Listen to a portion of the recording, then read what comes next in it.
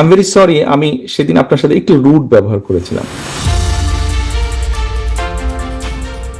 অতীতের কঠোর আচরণের জন্য এবার ক্ষমা চাইলেন বিএনপির ভারপ্রাপ্ত চেয়ারম্যান তারেক রহমান। এখনো দেশে না ফিরলেও লন্ডন থেকে ভার্চুয়ালি যুক্ত হয়ে ক্ষমা চান তিনি।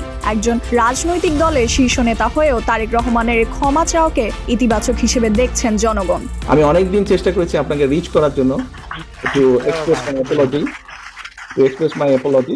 আমি সুযোগ পাইনি, আজকে সুযোগ পেয়েছি। I am really sorry for that. অতীতের এক অনাকাঙ্ক্ষিত ঘটনার জন্য সাবেক বিশেষ নিরাপত্তা বাহিনী এসএসএফ এর মহাপরিচালক মেজর জেনারেল অবসরপ্রাপ্ত সৈয়দ ফাতেমী আহমেদ রুমির কাছে প্রকাশ্যে দুঃখ প্রকাশ করেছেন। মঙ্গলবার গুলশানে বিএনপি চেয়ারপারসনের কার্যালয়ে অবসরপ্রাপ্ত সামরিক কর্মকর্তাদের সঙ্গে এক মতবিনিময় সভায় তিনি লন্ডন থেকে ভার্চুয়ালি যুক্ত হয়ে এ ক্ষমা চান।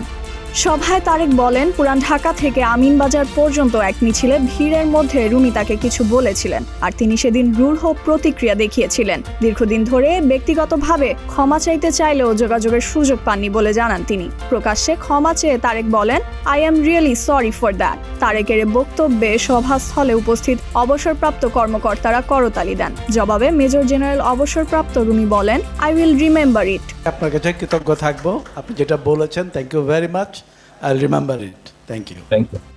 মতবিনিময় সভায় সভাপতিত্ব করেন বিএনপি মহাসচিব মির্জা ফখরুল ইসলাম আলমগীর। এছাড়াও অবসরপ্রাপ্ত major general Fazle Elahi Akbar, major Hafiz Uddin Ahmed, air vice marshal Altaf Hossain Chowdhury সহ শতাধিক সাবেক সামরিক কর্মকর্তা উপস্থিত ছিলেন। সভা শেষে তারেক রহমান ভবিষ্যতে সকলের সহযোগিতা কামনা করেন। ফাইজা মেহের নওরিন, প্রতিদিনের বাংলাদেশ।